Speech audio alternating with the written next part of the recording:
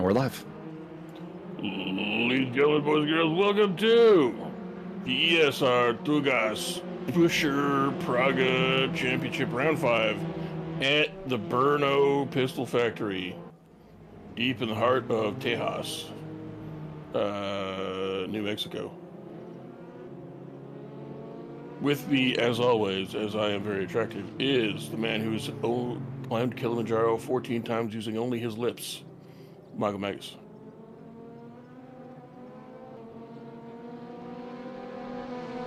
That seems like a weird thing for me to have done.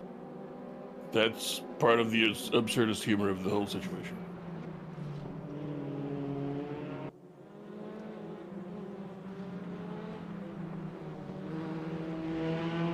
How are the wife and kids? There we go. We are full screen. Nice. Goddamn Parsec and its tendency to steal my mouse and keyboard control away from my regular computer. All right, everybody. Yeah, we're here at BRNO. I believe that's how it's pronounced anyways. That's how I've always heard it pronounced. In the Czech Republic, 4 Czech-made sports cars. Praga R1 action. We have 1 pit stop today, 1 60-minute race, and 2 tires must be taken. And that's Preferably from your opponent. Well, I mean, that would be ideal. I was trying to have the standings up on my keyboard or on my laptop, and that was not working because my laptop is apparently not working properly. Apparently, Max Simmons in the lead with 500,000 points. And you can't tell me. Well, I know who's in the lead. That I know, but I want to get the full rundown. Followed by Gorilla Monsoon. It's Antonio Costa. It's not Gorilla Monsoon? No, we don't have anyone even close to being Gorilla Monsoon. Well, shit. We're down a man in the booth today. No Michael Chu, as he has himself a mysterious illness that has sidelined him for today's commentary. He has the brain fungus. Anyways, championship rundown. With 200 points, Antonio Costa leads the way. He'll be carrying 50 kilograms.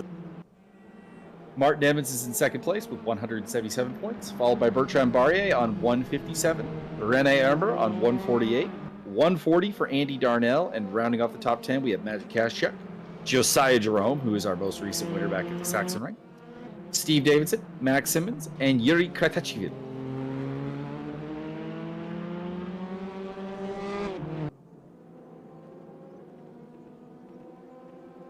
And Invader Sim.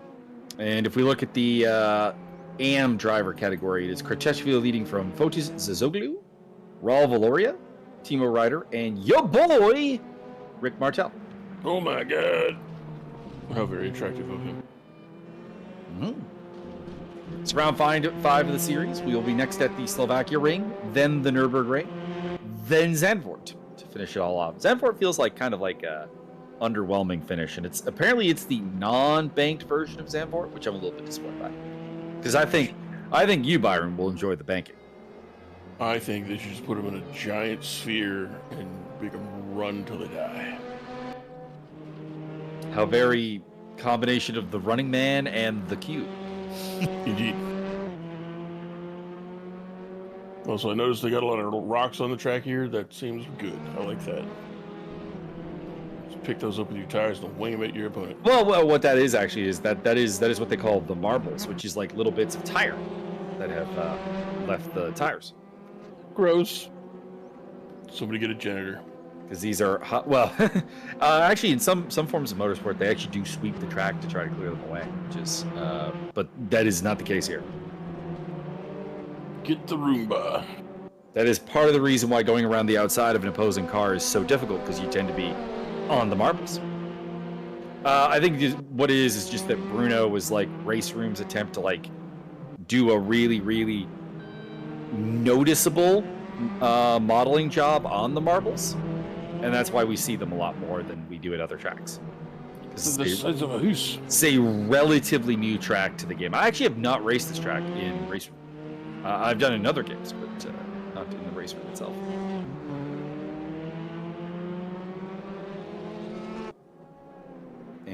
And as per usual, we need to remind you of the race day watch. So I'm gonna put up a poster.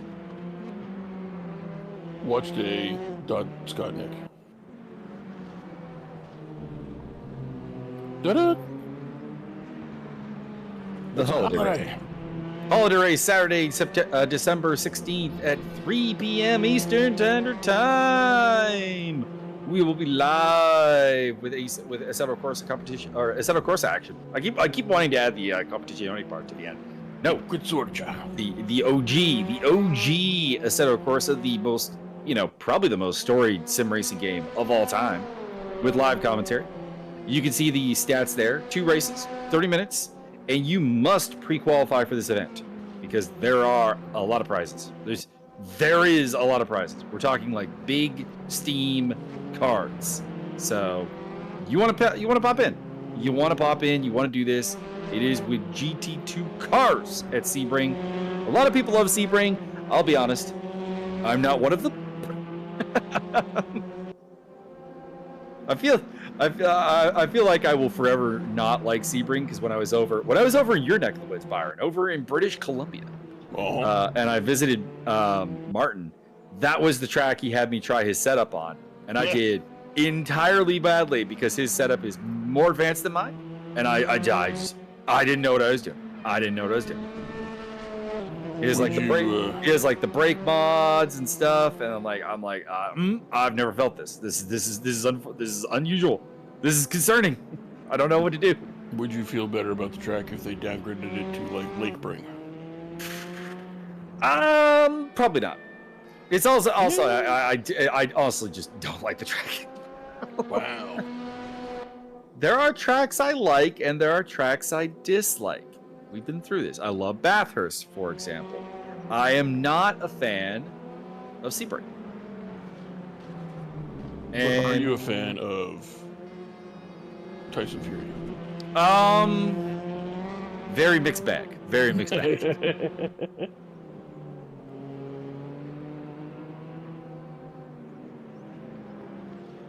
Anyways, we're in qualifying. It's early days yet, but Yuri Kratachvili is on the pole position. Magic Kazchuk in second place. Andrew D, Max Simmons, Martin Edmonds rounding off the top 5. We've got 19 cars on the server.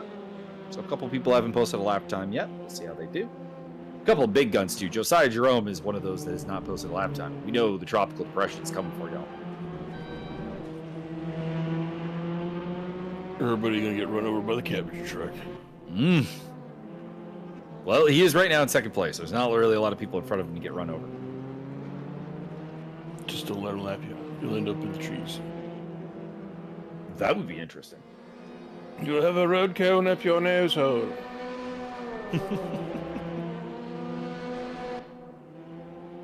As Andy Darnell improves to 6th place.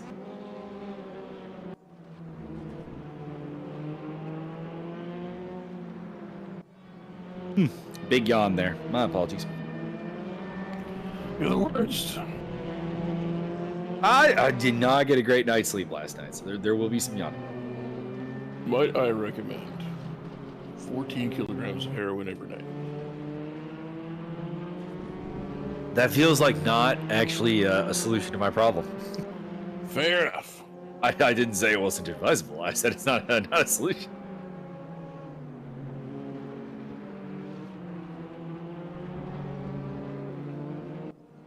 Get us back to the big screen. Not that it matters on YouTube. You guys see what OBS sees, which means you always get the big screen. But sometimes when I have to do OBS things, we take ourselves out of full screen. For me and Byron here, and Byron's like, no, bring back to full screen. I can't see nothing. I can't see nothing. I can only see OBS. I gotta use binoculars to see who's going on where. Magic Kazchuk with a pair of purple sectors. Let's see if he's got pole position here, at least for the time being. Still 20 minutes left, but yeah, he does pop to the top. Pretty close, actually, between the top 4, actually, as Max Simmons goes 3rd fastest. I mean, all the top 14 times are virtually identical. That is not true. Scott Nick is quite off the pace. Josiah Jerome goes 9th quickest. Announces himself to the field.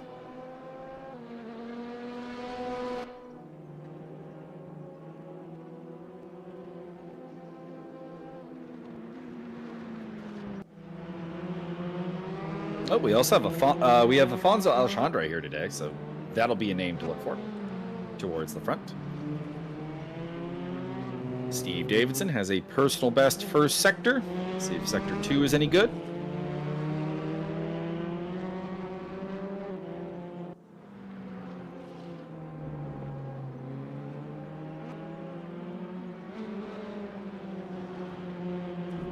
Man, sector 2 is quite long. Oof. I was I'm not gonna lie, I was expecting it to be over by now, but no, there we go. It's a very long sector. Sector 2 is exactly 3 sectors long. Well, it appears to be about 50 seconds long. Is it perhaps imitation cheese people? Ooh, well, I mean, that's all the Road America fun. Hang on. I'm being messaged by Martin. Tell him that I said that he is French. Oh, he's just answering a question I asked him approximately, let's see here, 1 hour and 20 minutes ago. Wow. Was your question involving the finer points of charcuterie? No, I would ask Mauricio Delgado that. Fair enough. Andrew D coming across the line, second quickest. Nice lap. So Andrew D, Magic Kashchuk, Yuri Krachachville, the hometown guy, and Max Simmons are all very close together.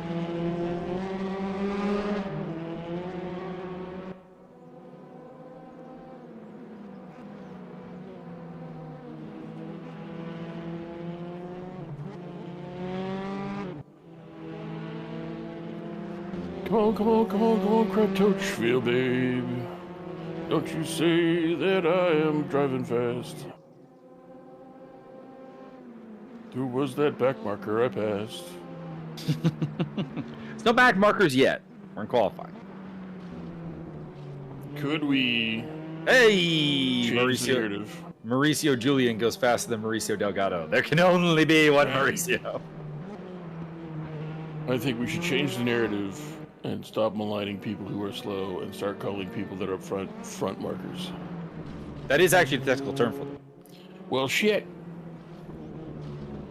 Get with the program. Let's start shaming people who excel at things, and therefore we can have a perfect society like Myanmar. I do not condone the Myanmar society, but sarcasm is strong with this one. Yeah, I'm just saying. We got some people who don't speak English as a first language watching here, sir. This was brought to you by Sarcasm Font. Sarcastica.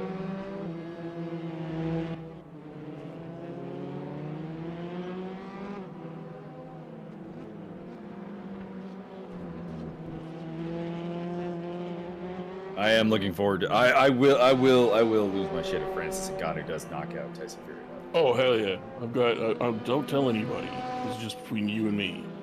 I might have the fight sort of up on a different tab in one of the browsers. I do have the result. I do have a running results counter up on my tab from CBS Boxing, which is trying to get me to disable my ad block, and I'm refusing to. Apparently, about 20 minutes until the fight. It is interesting that every single fight has actually ended in a knockout so far on the card. Well, I'm not shocked. I think it's all the heavyweights. True, but I mean, like, it's not like heavyweights necessarily knock each other out all that much. Like, if you really look at the decision rates of if you want to actually find the most knockout heavy division, it's super middleweight. What about super duper ultra mega middleweight? That weight class does not exist. It's exactly 2/3 of an ounce higher in weight. But it feels like I don't know. I was looking at an article a couple days ago about combat sports and like finishing rates and where the actual sweet spot for like the least likely fights to go to decision based between boxing, kickboxing, MMA, and so on. And boxing's answer was actually super middleweight, which is 168 pounds. Apparently, that's like the crossover point where they still hit really, really hard, but they're actually good and they don't get tired. That's where Canelo lives. Whereas at heavyweight, they get to like round 3 and it's like, I don't have any gas anymore.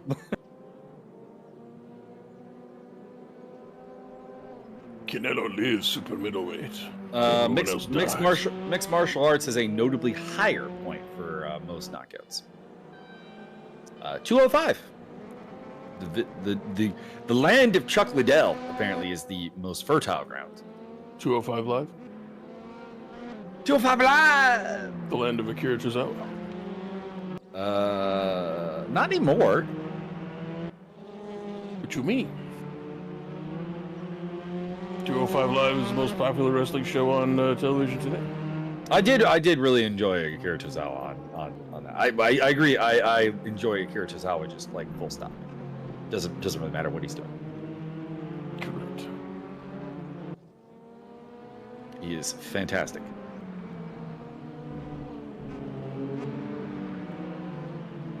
I enjoyed 205 Live in general. It's just a shame that they mishandled it like really badly. Again and again. Vince, we should have a show where all the people that you hate get to be on it because they're awesome and you are an idiot. Mm-hmm. Okay, fine, but I'm still gonna marry him. Mm-hmm. Let's put the show on Sunday night at 1 in the morning. I mean, the time wasn't necessarily the problem. It was that it just never seemed. Number one, the fact that they filmed it after SmackDown was always a problem because you could see the crowd was like freaking empty. And then, of course, you had the Enzo Amore era of the show. Correct. Which was not great. No, not great at all. It made Neville be a face. That kind of is a mistake. Oh yeah. Although I don't know, it kind of works as Pac has like the moveset of a like entirely face wrestler, but the personality of a complete heel. And the face for radio. That is true. That is true. I do love that they actually found a wrestler named Gravity for Pac to face on AEW. That was fun. It was hilarious. They even had like a whole like theme. They had a whole like build up where he's just like, "I hear you forgot me," because Pac's, the man Gravity forgot. Mm-hmm. That was good. Not the best match Pac has done, but like the best character work he's done on AEW television. Photos of Zoglu in 6th place. Currently has a personal best in Sector 1, and he's looking for something similar in Sector 2 would be nice. See if he can move into the top 5 here. Really can only get Martin Edmonds, I think. I think the top 4 out of his reach. It's very interesting to see the top 4 there. Kazchuk, Kratashvili, Simmons, and Barrier very, very close together. What happened to Andrew D? He was up there with them, and now doesn't appear to be on the server. Are you saying that he has departed? It would appear that he is departed at some point. Hopefully he will return. Because he definitely he has pace today. He has pace around this track. So hopefully whatever technical issue that he is currently dealing with, he can solve. He has de-assed the area with quickness. Mm-hmm. So Kazchuk's still on pole, although only by 0.006 of a second. Max Simmons is a quarter of a second back in 3rd place, and Barrier is a little over 0.4.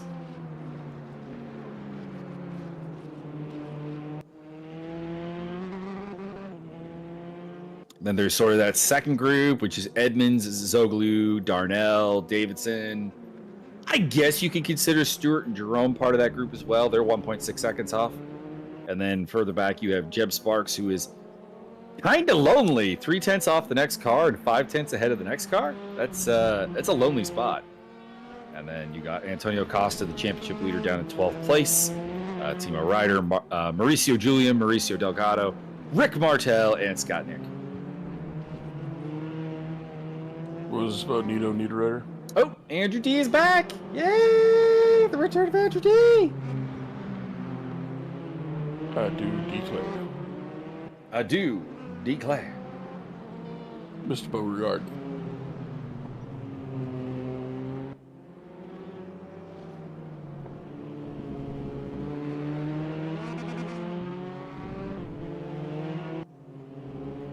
I've noticed a thing that the youngins, the Zoomers, if you will, have tried to adopt the word sheesh as something new and cool. Okay. It's not. My 90-year-old grandfather has said sheesh my whole life. It's not cool. I mean, just because something's old doesn't make it uncool. Generally does. I mean, that just leads to like things that are retro. Hey, Andrew, do you have a different place? But like, apparently it's in songs and stuff. Like, young rapper kids are just like, sheesh. Okay. I mean, I find it dumb, but I am also not especially cool. So, yeah, there you go. Well, I'm cool. I'm very cool. You are very cool. And therefore I am the arbiter of what is cool. And that is not cool. Why am I reminded of a Buffy the Vampire Slayer scene right now? I don't know. What is coolness? Oz, you are considered nominally cool, am I? Yes.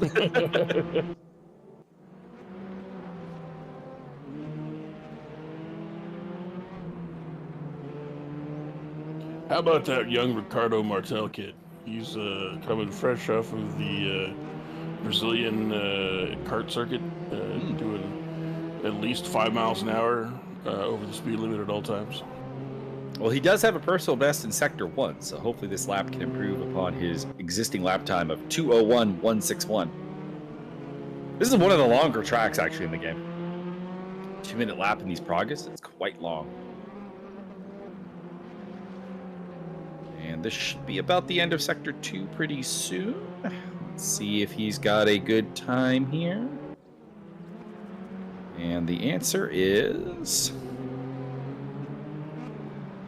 Yeah, probably going to improve, actually. 2.4 off. His current best is almost 4.4 off, so this could be even like a second better if he puts things together nicely.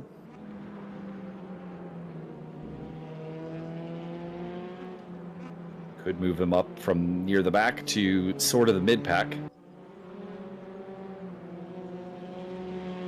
Will he be singing the leader of the pack the entire time? You'd have to ask him. I don't know.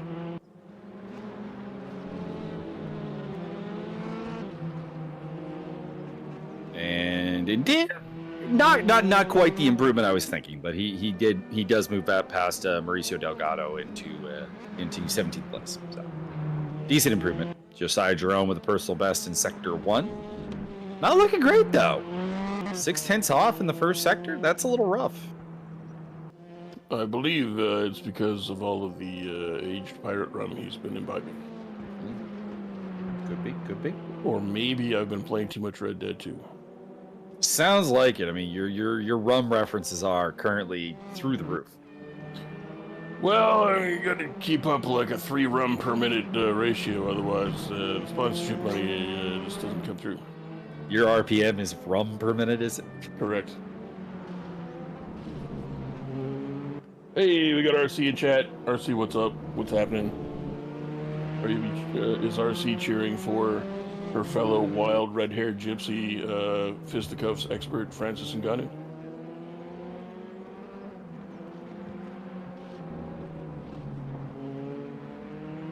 Kind of excited. I'm sort of more excited to see what the numbers shake down to after the fight.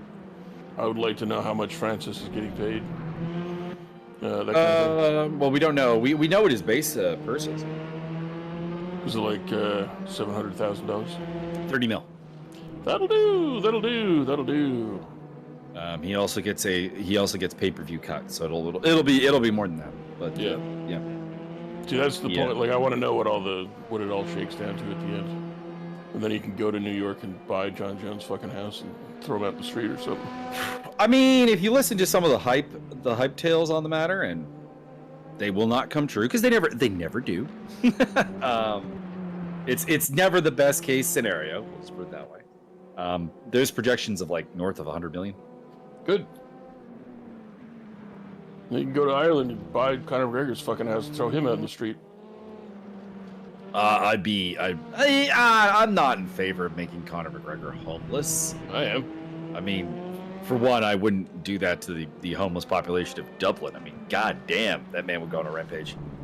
Oh man, no. Okay, here's the long con though. You do that, and then you start up bum fights again. It just all I'd hear outside my window is like homeless people getting beaten up and Conor McGregor yelling, "Give me your belt!" Like the cartoon. I forget who did it now, but there was that cartoon of the Conor McGregor. You have won the lightweight belt. You've got 2 championships now. Joe Rogan, it feels good. It feels really good to be double champ. Joe, I want your belt, Joe. And he would get the belt from the person and then immediately drop it on the ground and never defend it. And the climax of the cartoon is Conor McGregor trying to fight Orion for Orion's belt.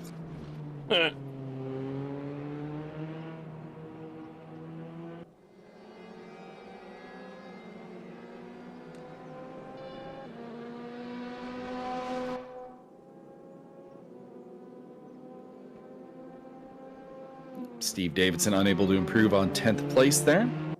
Magic Kazchuk has got a PB in the first sector, which means that is also purple. So that is the fastest first sector of the day so far, 38.119. We'll see what we can do.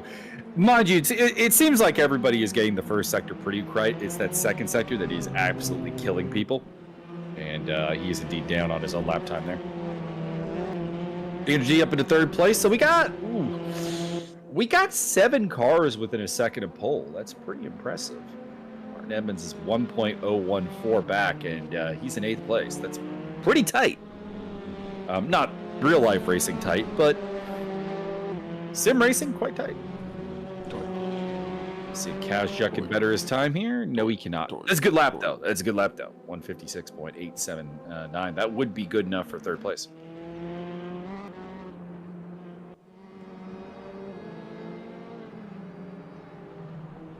Yuri Kotachvili is currently on the front row, despite being an AND classified driver.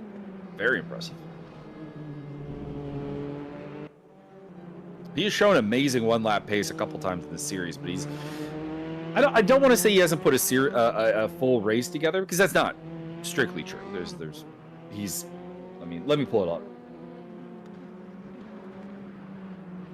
Let me pull up his results here, because they're pretty good. He's in 10th place. He does have a trio of top 10s this series.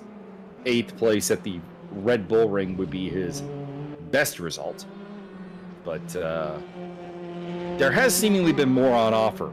He's got a personal best in a purple first sector. Personal best in the second sector. We'll see if he can improve here.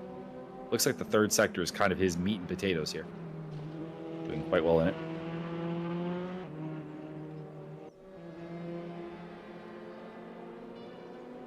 Coming around the final corner here. Does he have a... Yes, he does! Pole position with just over a minute to go for Yuri Kotachvili. Big old chest thump for that one, because I cannot applaud, because I need a finger to push the talk button. Just rapidly slap your own forehead. The chest sounds better than the forehead, I think. Let's see. Here's the forehead.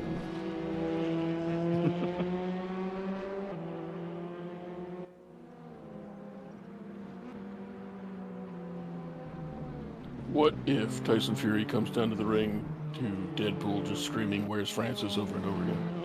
That would be hilarious, and I would be down for it. I'd be down for it. Fotis Zoglu has got 2 personal bests up on the board. Let's see here. Can he improve on 7th place? The answer is no. All right. So it will be Yuri Kotachvili starting on the front row ahead of Magic Kazchuk, Andrew D. and Max Simmons, row 2, Bertrand Barrier, Alphonse Chandre, row 3. That could be exciting. Fotis Zoglu, Martin Evans on row 4. Andy Darnell and Steve Davidson rounding off the top 10. They're on row 5. Adam Stewart, Josiah Jerome, row 6. Jeb Sparks and championship leader Antonio Costa will start on row 7. Timo Ryder, Mauricio Julian on row 8. Rick Martel and Mauricio Delgado, row 9. And on row 10, we have, on his own, Skachnik. Obama self. There might be a 20th car. There's a blank spot, but it looks like it's formed on the spectator tool. It's kind of weird, because some of them just end up getting blanked. Okay, it's only 19. I was going to say, there might be a 20th car, but it appears 19 is the answer. Unless I'm getting that spectator glitch where there's only 19 cars ever displayed. That is a possible also outcome. Warm-up time. Why are we going around the backside here, guys? What are you doing here? Timo Ryder and somebody else are going the wrong way.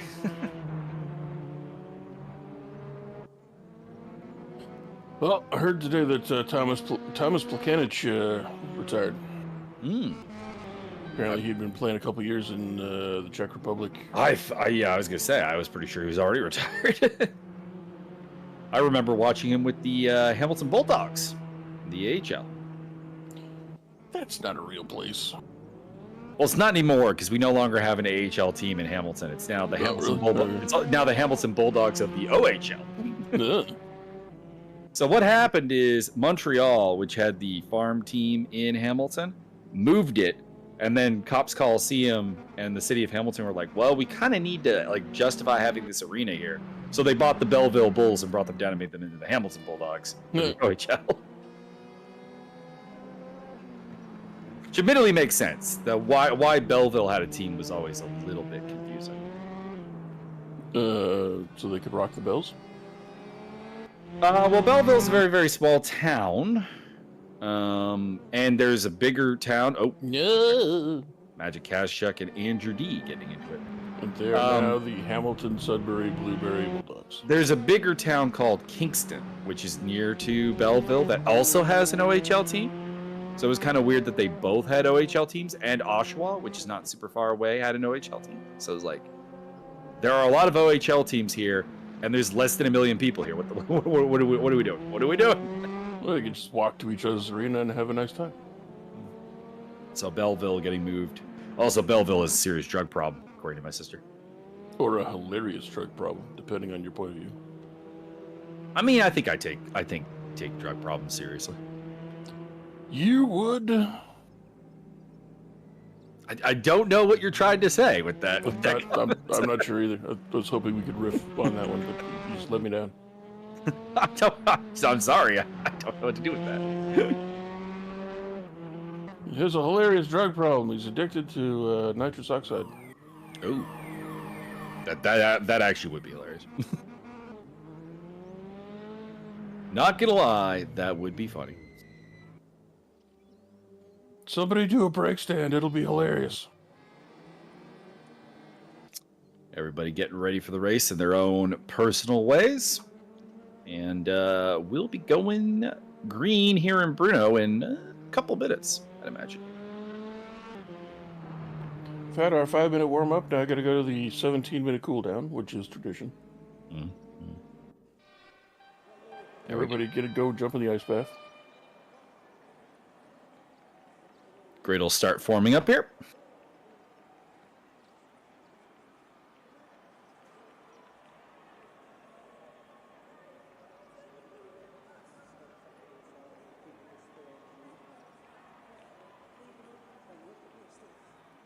So, Byron, what are you looking forward to in today's race? The strawberry cheesecake at the end. Oh. As is tradition.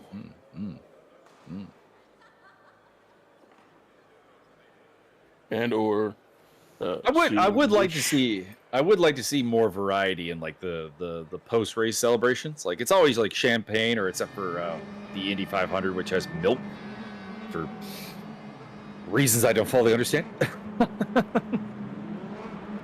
And we are here at Brno for round 5 of the championship here. ESR, Petrolheads, and Tugas on display. Max Simmons taking the lead. So a little bit surprising because he started in 4th place. That's a heck of a start he got there. Pole sitter Yuri Kratachvil has fallen to 8th. What are you doing? Just got absolutely swallowed up by the pack. It is. Andy Darnell, who's in 3rd place, started this race in 9th. Good Lord. The insanity. I didn't even really see any real carnage. Just some fantastic starts here and some not fantastic starts from other parts of the field. I noticed that the only battle that matters has already been won. Mauricio Delgado has left Mauricio Julian in his dust. Timo Ryder going around the outside of some traffic. Ooh, somebody off the track there. One of the Williams cars. I think that's Mauricio Delgado dropping back in the back. No. And he is at the back. Ooh, spinner! Oh baby. We just spin for one of the gray cars and one of the red cars off the track in sympathy. I think he was trying to avoid. Might have been championship leader Antonio Costa actually, who was the car that went wide. That is the livery he is running, and he is down in 18th place. Senor Jerome also caught up in the carnage. Indeed. I believe he was the spinner. Either that, or Scott Nick is just that damn good. Let's see if I can confirm. Yeah, that is the right livery. I think he was the spinner.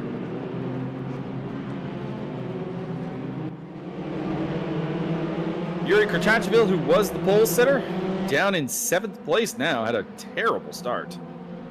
And he is trying to work his way around Fotis Zizoglu, his AM rival. It is Simmons leading for Barrier, Darnell, Alchandre, Kazchuk, Zizoglu, Kurtachvil, D. Edmonds, and Sparks. Jeb Sparks up in 10th place. Go Jebs. But a fantastic race. Steve Davidson, Scott Nick. And then this man, Timo Ryder. Behind Ryder, we got Mauricio Julian, Josiah Jerome, Rick Bartel, Mauricio Delgado, Antonio Costa, and Adam Stewart bringing up the rear.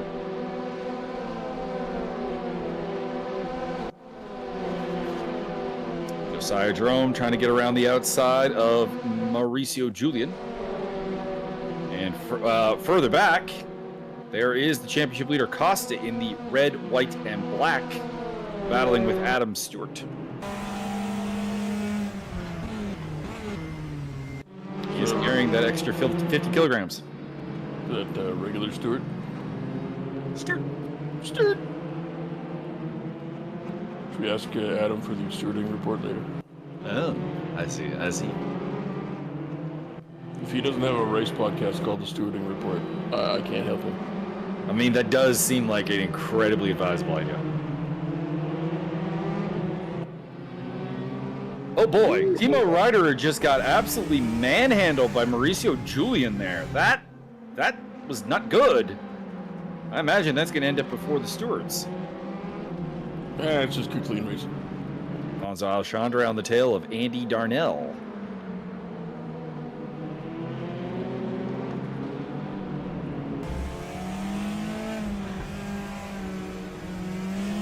Alchandra looking like he's really struggling there. A lot of input on the wheel. As he runs in 4th, having made up 2 spots since the start. Started this race in P6 up to P4.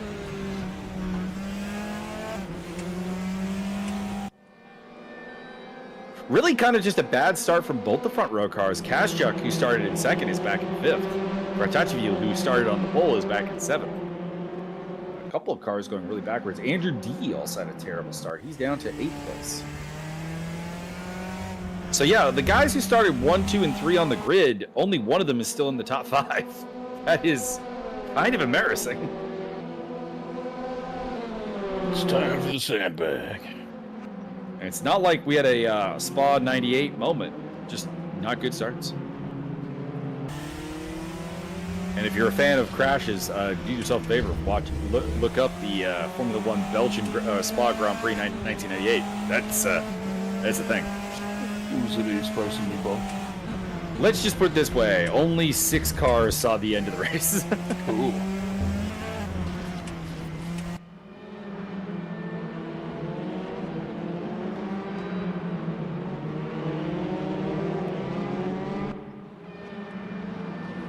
Darnell definitely getting a lot of twitching going on there.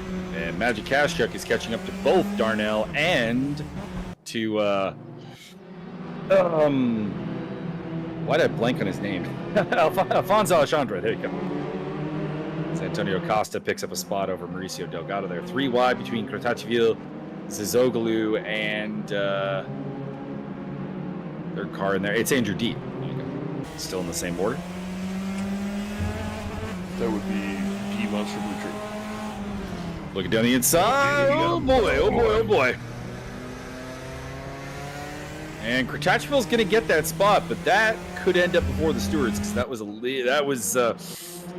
was going for a gap in the Ayrton Senna sense and not in the actual sense. Give him the old Belgrade shuffle. Zoglu seems to be largely okay. He lost a spot to Andrew D as well.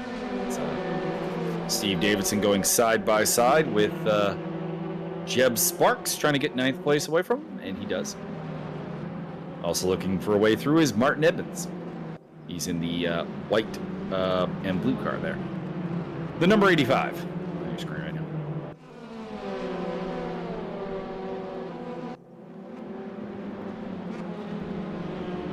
Mauricio Julian going side by side with Scott Nick. Yep. I didn't know if Scott Nick was driving that particular livery, and confirmation. On the screen now, Timo Ryder behind him. Reiter, pardon me. I don't know why I keep wanting to add the extra ER to his name. I do know why. There's a hockey player that is at fault for this.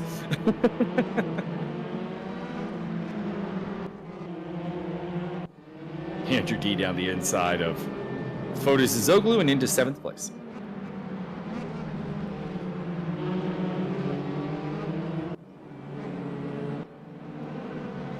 A lot of action going on right now.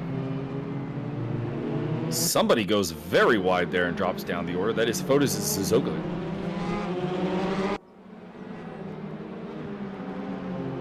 And Ryder going around the outside of Scott Nick, and he'll make that stick as the outside turns into the inside.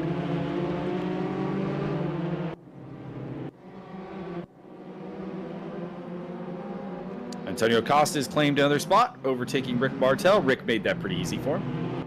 Knows that Costa is not the guy he's battling.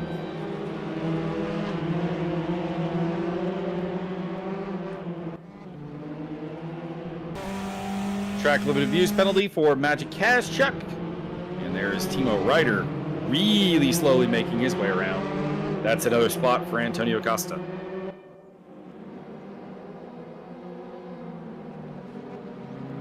Adam Stewart going around the outside of Scott Nick, turns into the inside, and that'll be 14th place. If you get a mod that replaces the gloves with like yellow kitchen gloves, that'd be hilarious.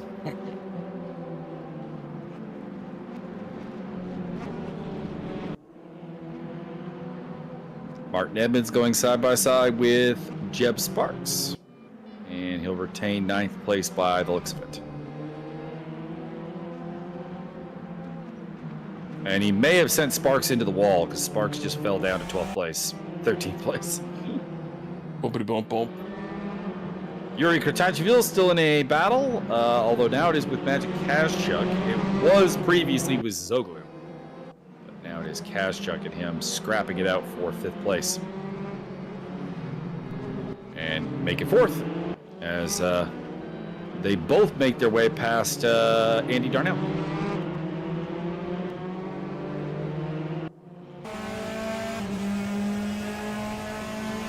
On board with Magic Kazchuk. Started this race in 2nd place and is now in 5th. Not having a good day. But 5th place is still a pretty good haul of points. I believe you get 5,700 points per placement. That would be incredibly interesting.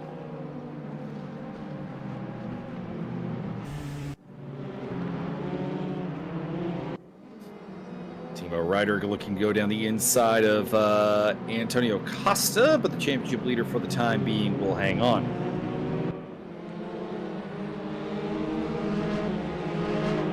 Pit window should be open in about 5 minutes. And we'll see how the undercuts and overcuts play out.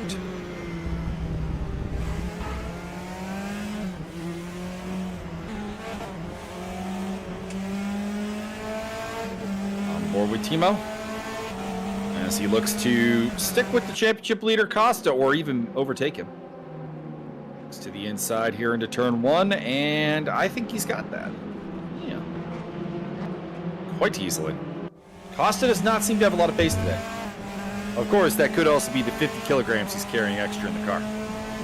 I believe he also has to wrestle with 3 loud losers at the same time. He's been doing a good job with that 50 kilograms in the past, so I think that, like, as much as the weight may be part of the concern, I think part of the equation, I think he probably doesn't have a great handle on this track as well.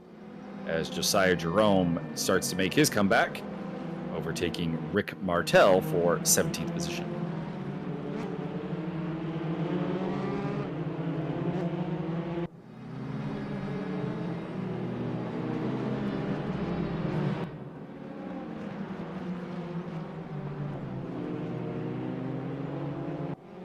Max Simmons continues to lead by a half second over Bertrand Barrier. They are more or less breaking away from the pack. Alexandre, Crutchfield, Kaschuk, Darnell, D, Davidson, Edmonds, and Zoglu rounding off your top 10. Was this not Crazy Blue? Your biggest climber in the field, Mauricio Julian, who's up from 16th place on the grid to 11th. Very nice. At one point, I believe he was in 20th place. That would be impossible. That's how far back he was. Josiah Jerome looking to make a move on Scott Nick. If it isn't two of your favorite drivers going head-to-head, Byron. Cha-cha-cha. It's the Big Sexy Alliance. Oh, somebody off the track. That is Jeb Sparks off the track. Everybody make sure to go to nickday.scott. Raceday.watch. Right. Right, that's it. We'll show the poster later on in the broadcast. Once things start to kind of die down a little bit, we're in the very exciting phase of the race right now, where everything's still shaping up. People like Josiah Jerome are back in 16th place, where they, let's be honest, they don't really belong. God, does that Josephus Jeremiah kid? I don't know about him. He starts to do good, he tries to do good, and all of a sudden he's in like 21st place. Also, congratulations to Scott Nick for being top 3 in hits in my Super Mega Baseball League. Cha-cha-cha. Also, the fact that I have all 3 of the top 3 on my team is really helping me out a lot.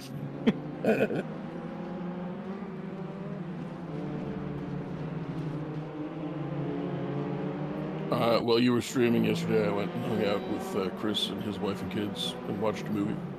You missed yourself hitting a top of the 9th inning grand slam. Cha-cha. I just take for granted that it's going to happen in every game. And a pair of solo home runs in one game that were both freaking rocket shots of like 450 plus feet. Very nice. Like as soon as they were hit, the chat is like, that's gone. Or as Devoid puts it, Byron things. Correct. I'm going to give it a clonking. We also gave the Chicago Fireballs a sweep. So that was pretty good. They're not doing so well this season. They're only like 12-9. They must be the equivalent of the Los Angeles Dodgers. Oh, kinda. I mean, them are the Yankees. Take it back. Good old Yankers. The New Jersey Yankees. Andrew D trying to find his way around Andy Darnell. Will not happen this time. Darnell forcibly shuts the door.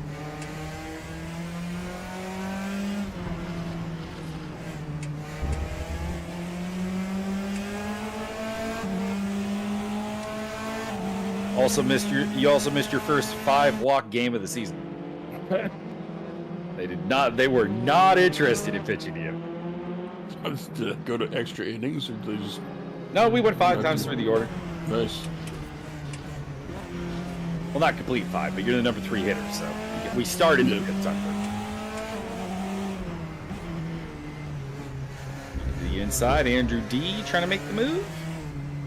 I was treated to a delightful pot roast and potatoes and salad. And that's delicious. A mixed veg.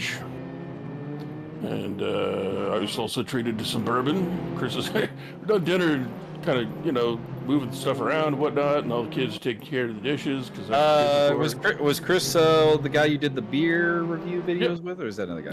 Yep, same guy. I thought that was. So yeah, he's like, "Hey, you want a bourbon?" I'm like, "Is that a trick question?" That appears to be a one answer question. Yeah. And then we watched Phantom of the Paradise, which only Chris and I had seen, so it was kind of interesting to see everybody else's reaction. Mm. And it's went over well. If anybody has not seen Phantom of the Paradise, I recommend watching it. It's a good Halloween movie. It's a musical. Down the inside, Adam Stewart to the top 10! He started dead last. He's pretty good at that whole driving the car thing. Oh wait, he did not start dead last. He was dead last until like the very end of the qualifying session. He must have snuck in and grabbed a 11th place time. So that's not as big as I was thinking, but still. A couple cars in the pit lane. We've got Yuri Kratachville, Fotis Zoglu, Andrew D, all in early. And Andy Darnell.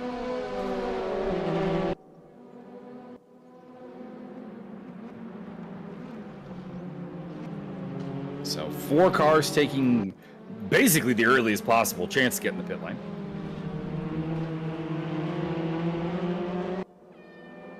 And Discord is doing, or Parsec is doing its thing where we get the choppy audio.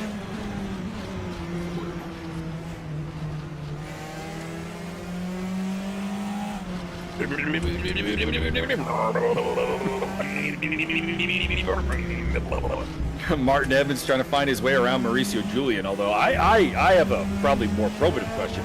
Martin, how did you end up behind Mauricio Julian? That is a good question. I think Senor Julian is just backpacking Mr. Stewart the whole way up.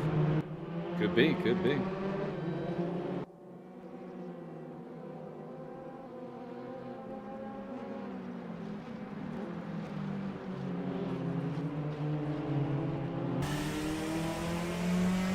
On board with the Canadian, second place in the championship, and right now with Antonio Costa struggling, although actually he's only 1 spot behind him right now.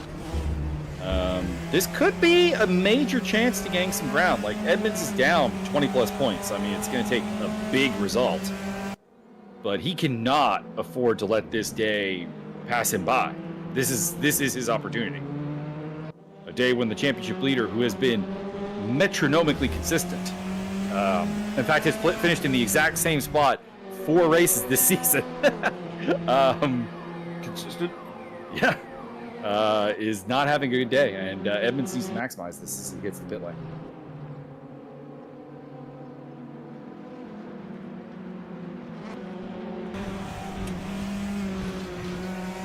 On board with Timo Ryder, who is battling with Josiah Jerome. Jerome has taken him for what is 9th place on track, but effectively is probably more like 14th once all the pit stops are sorted out.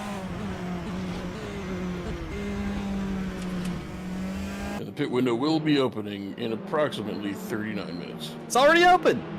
No, that's not fun. I want it to be weird. Edmonds is rejoined. Edmonds is very far at the back. I wonder if he had damage. His pit stop was notably longer than everybody else's.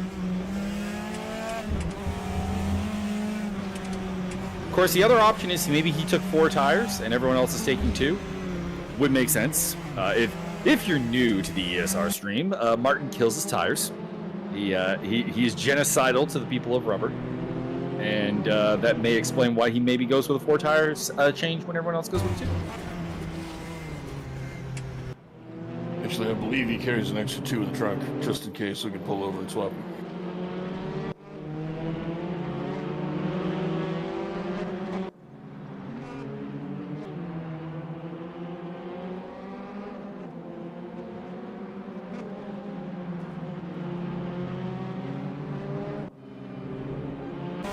Also, congratulations to you and the OTK for your successful tag team run in AEW. Cha-cha. On board with Mauricio Delgado as he looks to stick with Scott Nick. Battle for 11th on track. I believe the strategy for our tag team is I just grab them by the ankle and beat people to death with them. Just not far off, not far off. And then throw them in the air so he does some cool flippy shit. Adam Stewart falling backwards through the grid, which suggests, yep, there it is. He's in the pit. Stewart will be taking his fresh rubber, and we'll see where he rejoins.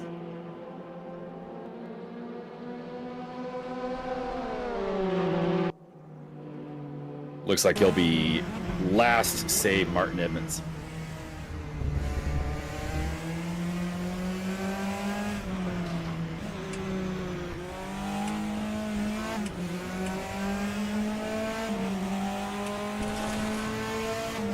On board with Josiah Jerome. The camera loving Josiah Jerome today. Makes better dynamic. Makes sense given that he was like barely on screen at the Sachsenring. Try and make it up to him. Yuri Kratachville making an overtake there on Mauricio Delgado. Kratachville is the highest ranked driver who has pitted. So speeding in the pit lane. Oh no, Adam Stewart. Well, Adam Stewart has run afoul of the stewards. And Kratachville overtakes Scott Nick.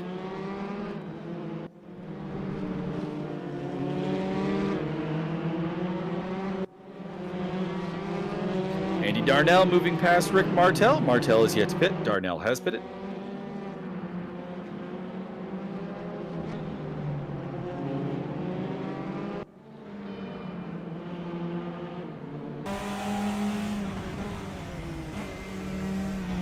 Josiah Jerome picking up a track limit abuse penalty. That's problematic. We got Scott Nick on the screen. Remember, race day don't watch. Holiday event, December 16th. Check it out. Like, comment, and subscribe. That too. Rick Martel getting shuffled behind some of the pit stoppers. Andrew D and Fotis Zoglu going side by side. D will get the better of that one.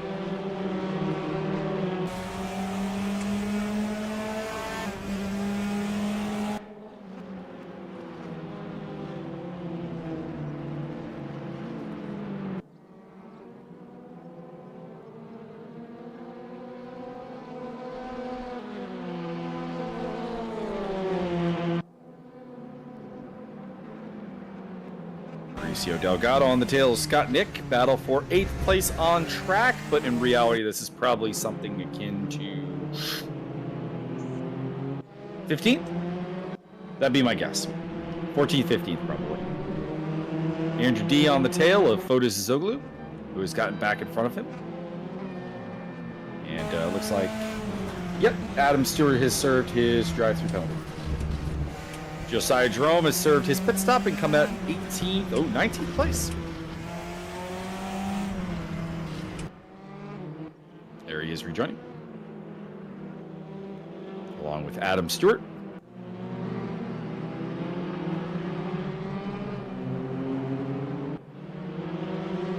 So interesting, Josiah lost a lot of time there. That's just maybe a 4-tire stop. I would hazard a guess that he also had his windshield wipers replaced. Oh, well, that seems like a waste of time. You should not do that, Josiah. Too many mosquitoes.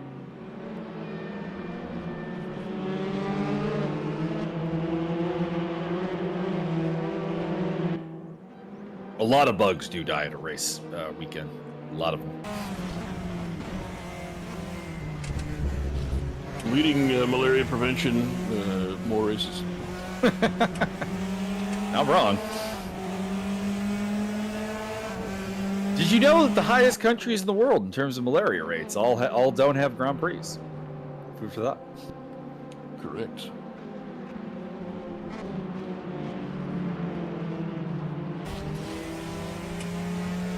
Mauricio Delgado still on the tail of Scott Nick. They're having a nice little battle. Perhaps they can swap charcuterie recipes afterwards. Where is the finest chorizo acquired? Mauricio has that answer, I assure you. And should it be aged in wine? Yes. And then you drink the wine afterwards? Yes. Chorizo wine. Mm-hmm. Oh, Rick Martel on track. Rick, you're not helping the wrestling comparisons by having Raw Motorsports on your rear wing there. I'm just saying. Welcome to Monday Night. Raw is Martel. Raw is Mar? Tell. Mm-hmm. This is Rick Martell's new fragrance, Raw Ferment. Raw, I'm gonna give it to you. No trivia, straight like cocaine from Bolivia. Andrew D overtakes Mauricio Delgado. That is a off-strategy move. Delgado is still out there on his original set of tires. Has yet to pit. Along with Max Simmons, Bertrand Barry, Alfonso Alexandre, Magic Cash, Chuck, Mauricio, Julian, Antonio Costa, Scott Nick, and Jeff Sparks. And Rick Martel. Although if I was Rick, I would probably get in the pits this lap. He's gone off the track, and seems like he's just losing time. Now feels like the time to get out of the way and strap on the fresh rubber.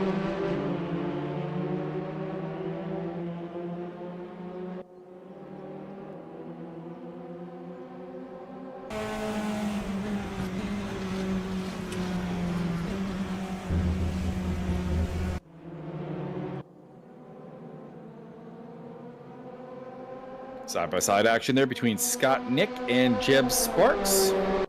And I think Sparks might have an overtake here. He does. It's 8th place. I mean, for now. Again, he has to pit still, as does Scott Nick. But he's doing a good job. He's having a solid race.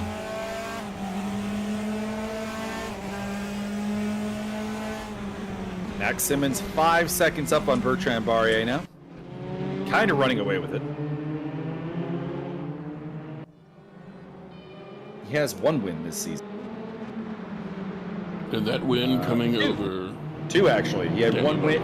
He won race 1 at Raceroom and the Red Bull Ring. So he's got a perfect podium rate. It's just that he also only has 50% attendance. We got Javi Vega in chat. Javi, what's going on? What's up, Mr. Vega? And why aren't you racing? Because Vic says he wasn't allowed. Yeah, what is the deal, actually? Javi, we've never asked you. You, Vic Vega, there a relation there, or is this just, super common Portuguese last name, and therefore, we're reading far too much into it? They're just really big Street Fighter fans. Or that could also be okay. On board with the Magic Cash Chuck. He trails Yuri Kratachville for top spot of the pitting car. Oh, Lord, somebody's spinning out. That's Adam Stewart, I think. Javi says he's got way too many exams. Fair. Well, that's what happens when you're a medical patient, sir. Mauricio Julian is in the pit lane. And we also recently had Bertrand Barrier get into the pits and emerge in 3rd place. So he's looking good. On for a very solid result, it looks like. Javi also reports that he is not related to Vic. Okay. I assumed that you were not, but we had jokes to make, and things had to happen.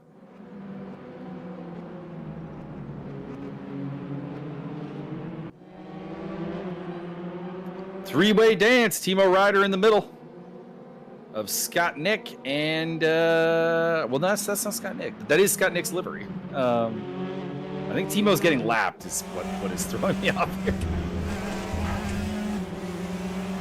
That's Josiah Jerome ahead of him. Yeah, there's got to be somebody making through to lap them. Yeah, it's Max Simmons. We actually had not seen Max Simmons in so long, I forgot what livery he was running. Javi further reports that next week he will be racing. Tune in for that one. Excellent. Tune in, turn on, and drop out. Andy Darnell looking to make a move here on Jeb Sparks. And he will. Sparks not fighting too hard, knowing that he still has to make a pit stop, and Darnell does not. So this is not his fight. He's doing very well out there, though. Shout out to Jeb Sparks. You're doing a solid job, sir. Throw the left jib, and then you throw the right jib. We're still awaiting Max Simmons to pit. Surprise, surprise. Looks like Antonio Costa, the championship leader, is in the pit lane. We'll see where he comes out. I'm very, very interested. He's not had a lot of pace today. His best lap is only a 59.441. which for comparison purposes, the fastest lap of the race is a 57.174, so that's quite a bit off. So at 50 kilograms, maybe becoming a bit too much. He's going to slip out of the top 10 here. Join in 11th place by the looks of it. Oh no, Antonio! Speeding in the pit lane! Well, that opens the door for Martin Edmonds, that's for sure. Doing cocaine in the pit lane. Big chance to make up a lot of ground. How is Martin doing here? The worst. 13th place. He just picked up a spot over Scott Nick, who I think is finally down in the pit lane. Along with Mauricio Delgado. But you know who's never going to pit? Max Simmons.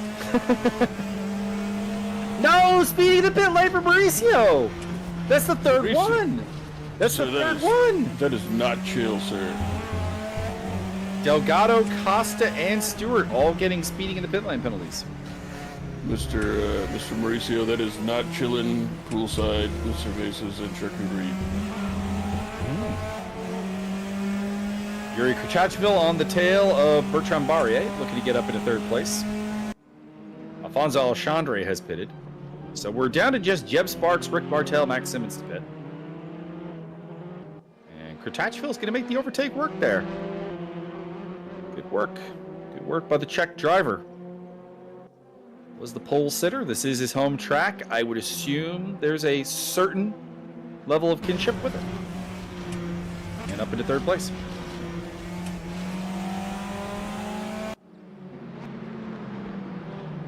And Timo Ryder battling with Scott Nick. Scott Nick is having fights with everybody today, and that's like the best kind of race. Action-packed.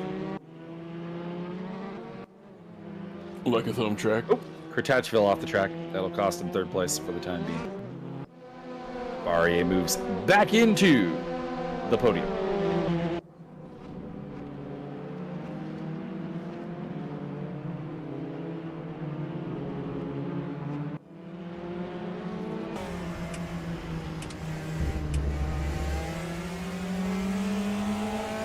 Miguel, are you excited for Christmas coming one day late this year?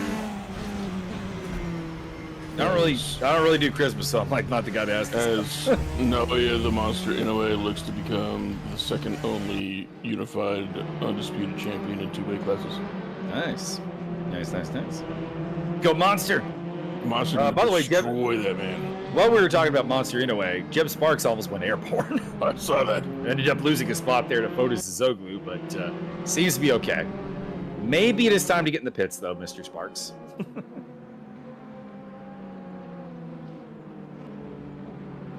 He is one of 2 drivers who's yet... Oh, no! Mauricio Julian! Speeding in the pit lane! Oh, he got that a little while ago. No, that was Delgado. It was Delgado that got that. Then they both got one, because I saw Julian flash up, it must have been 30 seconds ago or so. Okay, so Mauricio Julian is the 4th person to run afoul of the speed limit penalty. The pit lane is demanding at this track, apparently. It demands a blood sacrifice. I didn't know that the pit lane Stewart was corn. I was unaware. Hydraulic fluid will also suffice for the pit lane gods. Pour some out for the homies. I was not aware that we had a rule enforcement officer in the pit lane strolling around with Gorechild, but apparently we do. Just a big old meter stick whacking people in the forehead. No. Sir, if it's Gorechild, it's got to be a meter stick that somehow has been turned into a Jane meter stick. Gross. With Micah Dragon teeth on it.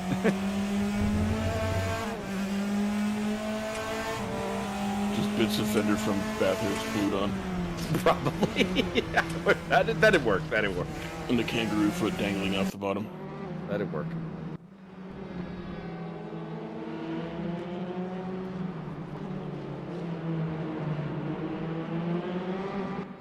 I'm reading actually a Horace Heresy novel as Andrew D moves into 6th place. overtaking Andy Darnell. Reading a Horus Heresy book right now. You know you've done something either really, really right or really, really wrong when you get 3 separate Primarchs to do the con screen at your presence. That's pretty solid.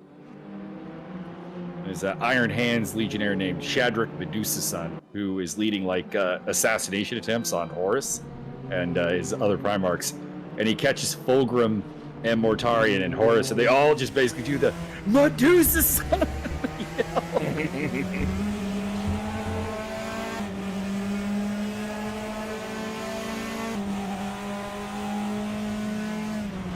I like that one guy with the Alpha Legion and did all that tricky stuff, and then he's all like, I am Alfarius. I am Alfarius. And that covers, I think, every single trooper from the Alpha Legion. Pretty much. I can name 2 captains in the Alpha Legion, but they would tell me that they're Alfarius. I just happen to know their names. Ingo Petch and, I forget the other one. He was in the novel Legion. The Horus Heresy series, which was the novel about the Alpha Legion, and it's hilarious. It is the most confusing read you're ever going to find in the Horus Heresy novel series.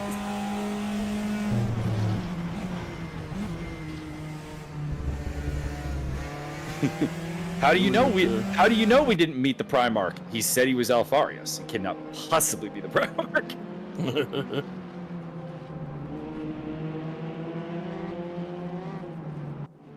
In the crowd at the fight, we have Mr. Cristiano Ronaldo sitting just in front of Mr. Usyk. Not surprising.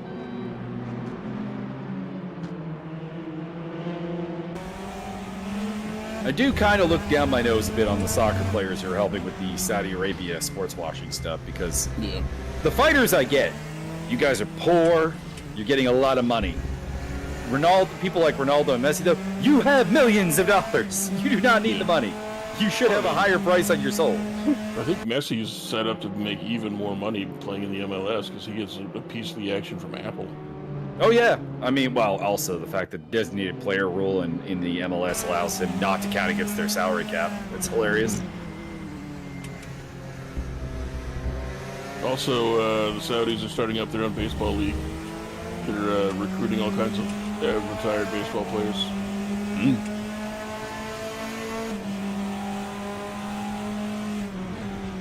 Steve Davidson looking down the inside there. And he will make an overtake happen on Sparks. Maybe? Maybe not. Maybe. I will say, if I was Jeff Sparks, I'd be getting... Yeah, there we are. Going in the pit lane. And the cheese stands alone. The cheese stands alone. Somebody off the track. That is Timo Ryder. I mean, he's got a 41-second lead. You'd think he'd probably be safe to pit. He really probably should consider it, because as you can see, he's running into blue flag traffic, which will slow him down. Like at some point, it's like, Max, you may want to pit. You'll be hoisted upon your own petard if you're not pitting, and then therefore you would be petarded. Going for another lap. It's insane. He's got 5.5 minutes left in the pit window, so he can get 2 laps done in that time still. Maybe. It's just, to me, it's like you're under blue flags pretty much entirely here. It'd be interesting here. Let's have a look. He's losing about a half second a lap to Alexandre, so it's like not alarming or anything, but you don't need to be losing time, Max. You don't need to be. Oh my God, the original Ronaldo's also there. And he looks like he ate 3 Ronaldos. He ate 3 Ronaldos. That man is thick. I will say, though, as a note here, Max is still doing 1:57s, which is a very respectable time. You can see his fastest time is 1:57.579. So whatever he's doing, he's managing his tires exceptionally well. Well, see, if you just go fast enough, then you don't actually touch the ground. You just, technically you're an airplane at that point. Saves on tire wear. I mean, in fairness, there's more similarities between a lot of racing cars and airplanes than actually cars. Racer Delgado, you have been too chill for your own good. Get back on the track.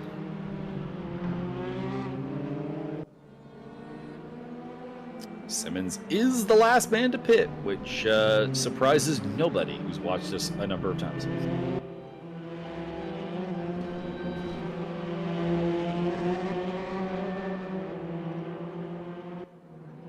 Kind of ride with him until he gets into the pit lane, because it's not a lot happening on track right now. There's a lot of like potential battles. There's a lot of like close enough that we might get a fight down the road, but there's nothing really imminently going on right now. And he's in. All right. I don't know how long a pit stop here takes, so we'll find out if it's anywhere near 40 seconds. I mean, a lot less if you speed. Yeah, but then you got to go back in the pits to serve a penalty.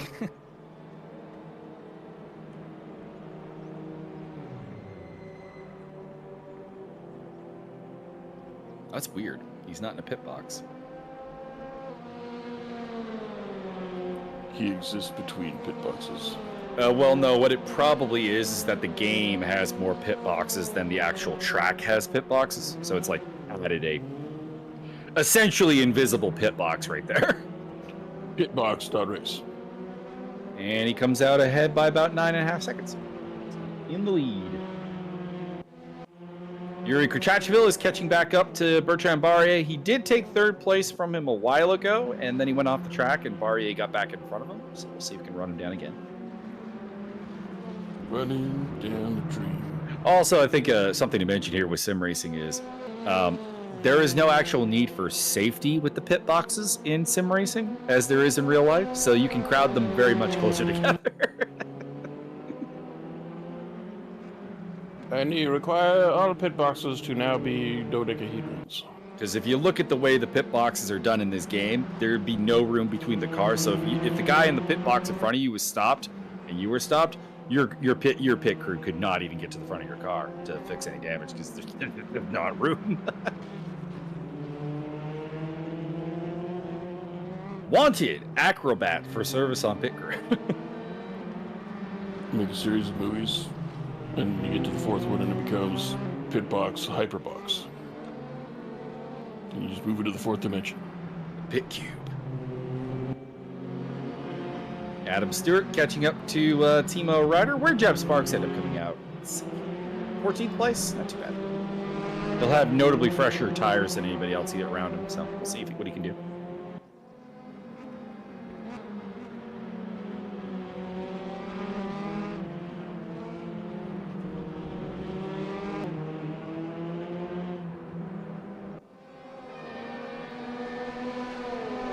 Adam Stewart overtaking Ryder, who heads off. Ryder is having a rough time today. He's been off the track a couple times. Krachachvili also took third place while we were not looking. Sorry, Yuri. We did not get the overtake on camera. Back in front of Bertrand Barrier. And the championship leader, Antonio Costa, is being shadowed by Josiah Drum. Did Costa serve his drive-through is the question, because... Oh, he did. He did, and he's still in 11th place. Not bad. Not bad at all. Limiting the damage to Martin Edmonds, who is only in 10th place. So not much of a change at the top of the title standings. Jeb Sparks is on the backside of Scott Nick, looking to make the move. He's got the fresher tires, and he would like to play that to his advantage.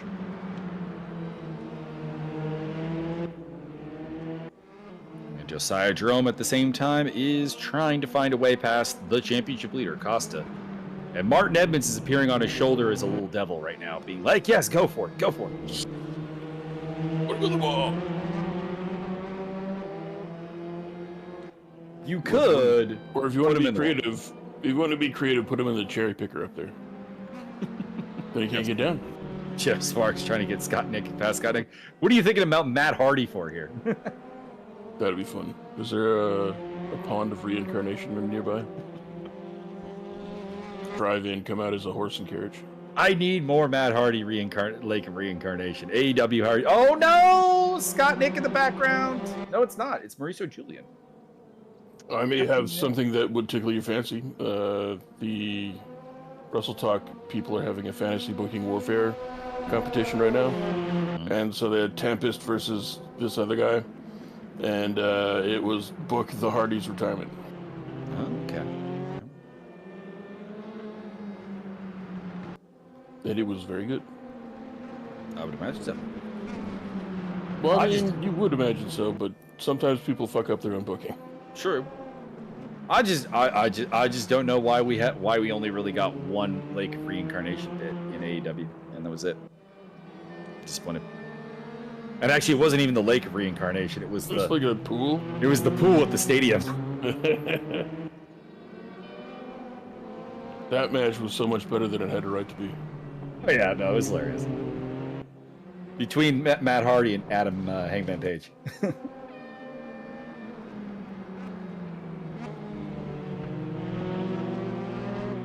Adam Stewart on the tail of both Scott Nick and Jeb Sparks, looking to make ground up after his drive-through penalty.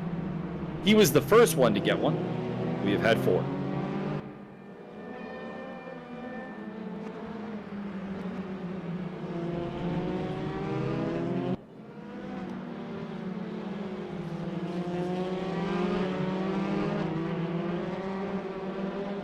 Although the Impact one with Jeff Hardy going in the Lake of Reincarnation was by far the best bet. Stewart goes down the inside trying to make the move. Scott Nick will hang on for the time being. Oh, never mind. Might not. Really smooth driving by Adam Stewart. Hung that inside line a lot longer than I thought he was going to, and that is the overtake. Raceday.watch.nick. The Jeff Hardy goes and look Reincarnation. Comes out as his Antichrist gimmick from Impact. Just Matt just goes, "This is not the incarnation I need," and starts drowning in the pool.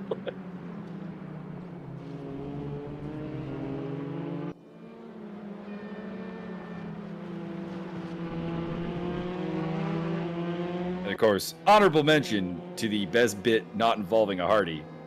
Hurricane Helms going into the Lake of Reincarnation. And coming out originally as the 3-count band, and then as the Hurricane. Stand back. There's a hurricane going through. I was knocking out his own tag team partners with a shovel. The man with 3 H's would be pleased with his burial of young talent.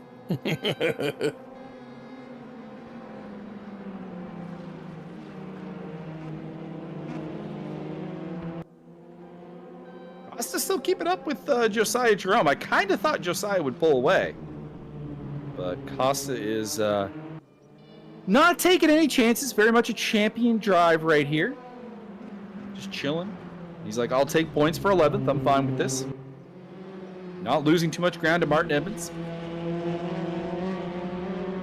Who's third in the championship again? Barrier is. Barrier is quite a ways back, though. It is. It really is just Martin Edmonds that he has to concern himself with. He has a 43-point gap to Bertrand Barrier in 3rd place. That just means you're going to come in 14th. Well, let's see here. 38,000 43 points would be basically finishing in 6th place. So if Barrier were to finish in 6th place and Costa scored 0, he would take the championship lead. And he's doing well. He's up in 4th place. But Costa is slated for 12th place right now, which would be... Let me find out how much 12th place carries with it. 27 points.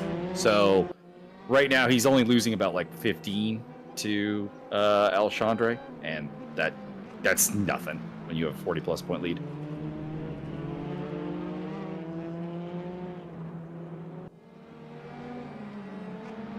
So as things stand, he'll leave today the championship leader still. Which, you know, downside for him, that means he's still carrying that 50-kilogram weight. I believe every time he does a pit stop, they throw another toddler in the trunk. Adam Stewart still trying to find his way past your boy Jeff Sparks here. Battle for 13. Oh, Lord. Drifting. Kept it out of the wall. Kept it out of the wall.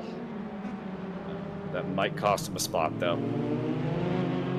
Scott Nick says, thank you, coming through. The car there with him, that's Max Simmons, I think. Yep, it is. It's Max Simmons lapping through the field.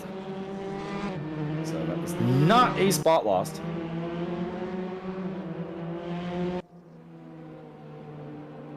Side-by-side action, Adam Stewart trying to get back past Scott Nick, and he will.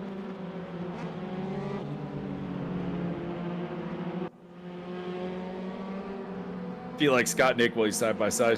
Hey, Adam, big fan. I especially love that pirouette thing you do. Bot confirmed.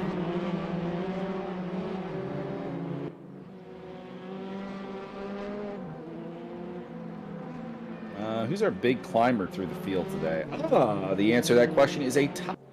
Alfonso Alexandre in second place, and Scott Nick. They both made up 4 spots. I think Mauricio Delgado was up like 8 spots at one point, but then dropped back down. Mm-hmm. I don't think he was ever up 8. I mean, there was like during the pit stops, obviously, where he was picking up some spots on some pit guys, where he did get up quite high. But unfortunately, he is right back where he started. Started 18th, runs 18th. In fact, there are 3 drivers in the field that are where they started.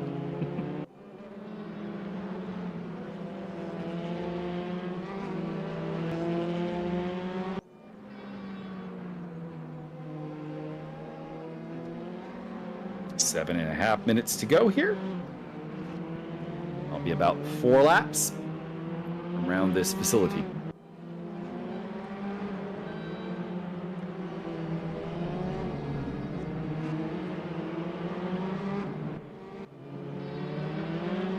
Trivia time here for you, Byron. 17. I'm going to list 4 countries, and you tell me which one of them does not have a racetrack and race room. Number 1, Hungary. Number 2, Poland. Number 3, Romania. And number 4, Austria. I have no idea, but I'm going to go with one of them ends with A, or possibly D. Technically, there was 2 actually there. I forgot that Poland does not have a track in this game. I'm going to guess Poland. Poland and Romania do not. Hungary has the Hungaro Ring, and of course, Austria is home to the Red Bull Ring. And Poland has the Pololo Ring. Poland actually does have a decent racetrack at Poznan, which I'm a little surprised has not made it into the game, because it's been in Simbin games in the past. Simbin, for those who are unaware, is the old name for Sector 3, which is the people that make Raceroom. They also made the Race 07 series, as well as the Race GT series, and the official WTCC game. And Poznan was in a couple of those, so it's a little surprising it has not yet made an appearance in Raceroom. One would think you would want to get as many countries represented as possible.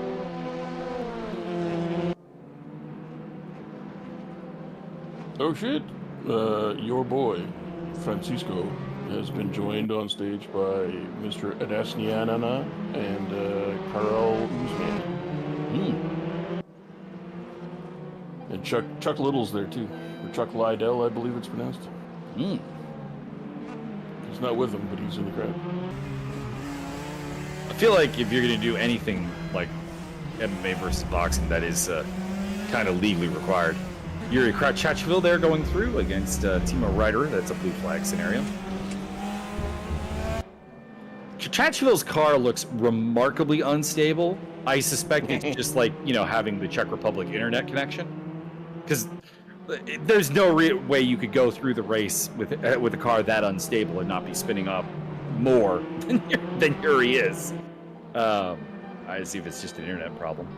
But, it does give me a heart attack every time I look at his car. Andrew D up in 6th place. Not a good day for him. He started P3, so to get just a 6th place out of a track that it looked like he had a lot of pace at, pretty let down, actually. In fact, What he if- is one of 4 racers who have lost 3 positions from their starting position. The other ones are Mauricio Julian, Adam Stewart, and Magic Cash Chuck. What if they put that one wheel from supermarket shopping carts that sounds like dying rats, and that's what's on Kurtachville's car, making it unstable?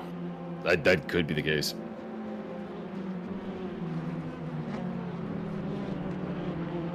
I just think that spoiler for those who are unaware, I am the voice of the stewarding reports for this series, although not the person who actually makes a decision on penalties. So do not plead your case to me. And we watch lap 1 of every race from every driver's point of view, and Yuri's car is always very, very unstable. We assume it's just a lag issue.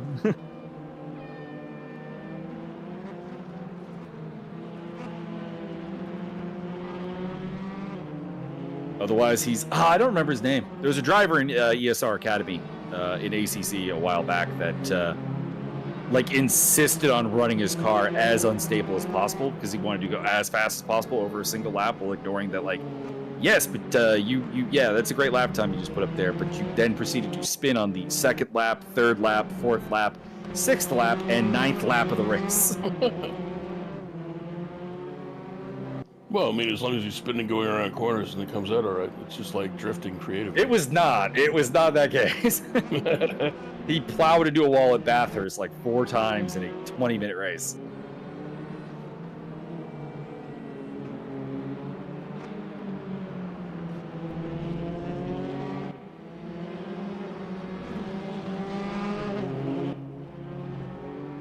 It was kind of frustrating. It was my least favorite person to try to help with their racecraft because they're just not listening.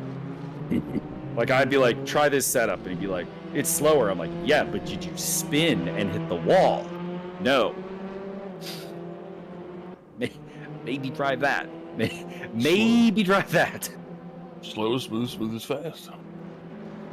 Exactly. It's important to go fast, but it's also important not to hit the wall. Martin Edmonds, dirty racer, abusing track limits. No one else in the race has done that. Only Martin. I think the funniest thing was there was an argument in one of the racing communities I'm in between a driver, two drivers, obviously. And then they were arguing for a bit, and we were like, whatever. And then the one guy pulls out and was like, I'm a better driver than you. And then the entire channel broke out laughing and just went, then why do you always finish behind him? He was confusing single lap pace with driving quality. It's you're faster, but you're also in the wall. Timo, dirty racer, horrible person. Hey, Timo's cool. Timo's a cool guy. I heard that he pushed a child into a canal. I've heard nothing but nice things about Timo. That is probably a more accurate representation than the things I saw. By the way, Mauricio Julian, who is well behind, has been in the pits 6 times. So that's 5 drive-through penalties. That's a lot of tires, yo. It's not good. Not good. I don't think he's changing tires. I think he's just serving penalties.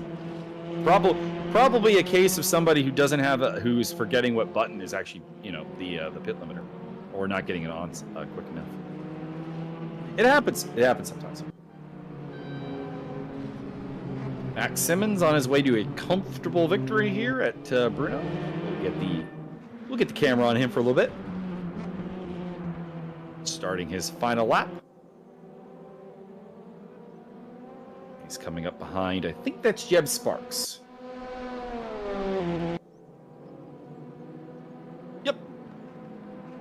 I was right. See, I'm remembering liveries slowly.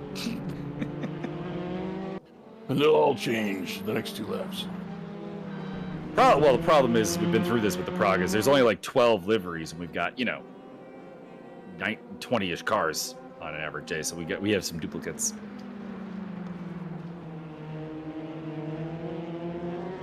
We got Dave in chat.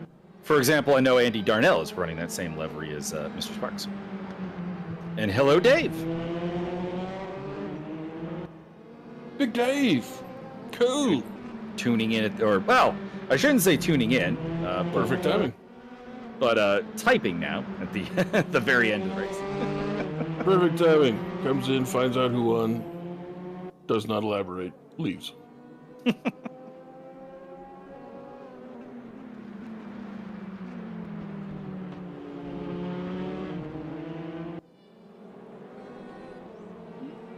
I would like to see Jeb Sparks give way here under the blue flag, just because he has received a previous warning about this. Doesn't matter. It doesn't matter. Simmons is not really competing with anyone, so it's not a big deal. But that did take a little bit longer than probably someone winning a race would like to see. Andrew D might have a shot at 4th place here as he is catching up to Magic Castle. By the way, Barrier has fallen from 4th to 6th, and I don't know why. Maybe the Frenchman had a off somewhere, because he was not under pressure from Kaschuk and D really at all. He was kind of very much going to finish 4th, and now suddenly he's 6th.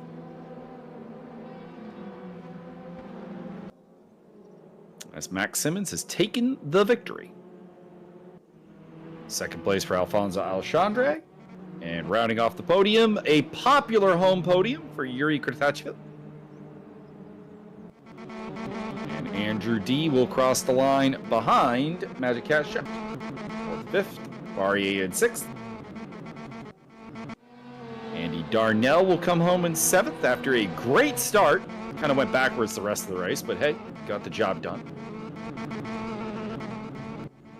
Steve Davidson finishes in 8th place ahead of Fotis Zoglu. Although Zoglu's not done yet, so we'll try not to Caster's curse him and have him run out of fuel on the final straight. Won't. That's why all final straight should be uphill. And he is indeed going to finish. Martin Evans will close the championship gap, but not by as much as he would have liked. Comes home in 10th place here today. Followed home by Josiah Jerome. You can see in the background there. And then Antonio Costa, who came in as the championship leader, carrying that 50 kilograms of ballast. He will leave the championship leader carrying that 50 kilograms of ballast, despite coming home 12th place today. His weakest race of the season, but hey, he had a fine champion's drive. He maximized what he could get, and that's all you can ask for. Dev Sparks will be 13th, ahead of Adam Stewart, Scott Nick, Timo Ryder, Rick Martel, Mauricio Delgado, and Mauricio Julian at the back of the pack in 8th and 9th place. Byron, do you have any final thoughts here? As Yuri Kurtachvili took the fastest lap with a 56.893. That's just, hometown decisioning by the referee, and we all know it.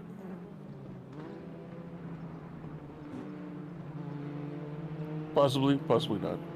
And I would like to remind you all to check out the RaceDay.Watch 2023 Holiday Race, co-produced by ESR. It'll be on Saturday, December the 6th at 3 p.m. Eastern Time. You have to pre-qualify for this, so get on it now. You have to prove that you're fast enough. I imagine you also have to pass some kind of safety check as far as things are concerned. It will be the GT2s at Sebring on Assetto Corsa. And your live commentary will be provided by myself, Mr. Byron, and of course Michael Chute. Or no, actually, I don't know if Michael Chute's going to be involved. As far as I know, it's just you and I. I believe it is just you and I. You are probably correct on that. Also, I don't think there's going to be a sobriety test for that, but you do have to pre-qualify. Safety, I said, not sobriety. Hello, gentlemen. And we've been joined by Martin in the commentary booth. Would you like me to update the scoring right now? Because the scratch results are coming into effect, and pretty sure the viewer would like to know what's going on. Yeah, hit us up. All right, give me 2. I'm just getting to the file right now. I'm pretty sure it's still going to be... actually, that's going to help Cost, if anything, because he'll scratch today's result, I imagine. Mm-hmm. And that should probably keep him in the lead by a fair bit. I think some of the drivers are coming up. Oh, well, I mean, he finished 12th today. So, I mean, obviously, ground was gained. But he came in today with a fairly confident lead over a fair number of you. And yeah, I mean, if it's just a scratch result for him today, I think he'll probably keep it, but we'll find out. Yeah, I'm just applying it now, and Racep should technically apply. Just a little sluggish. Yeah, okay, the scratch result has been applied. Antonio Costa is still first. Dan, is down Magic is coming in, taking second place with 186, and then it's me with 183. And then we have Max Simmons, who's climbing in fourth with 176, and Bertrand with 175. Wow, okay. I mean, Simmons would be winning if he was actually attending every race. He's got 3 wins and a third to his name in 4 starts. Good stuff. Well, thank you for doing the stream, gentlemen. Appreciate this. Top 10, by the way, rounded off by Steve Davidson, Yuri Kratachville, who's the top AM driver and had a beautiful podium today. Josiah Jerome, Andy Darnell, and Rene Ermer, your top 10. Otis Zoglu and Timo Ryder are chasing Yuri, but it's going to be hard to catch him for that AM title. Pull the lever, Kronk. And well, okay, Byron, we did the race day watch thing. We did the standings rundown. Your final thoughts for the audience. Probably don't do illegal things in front of the police.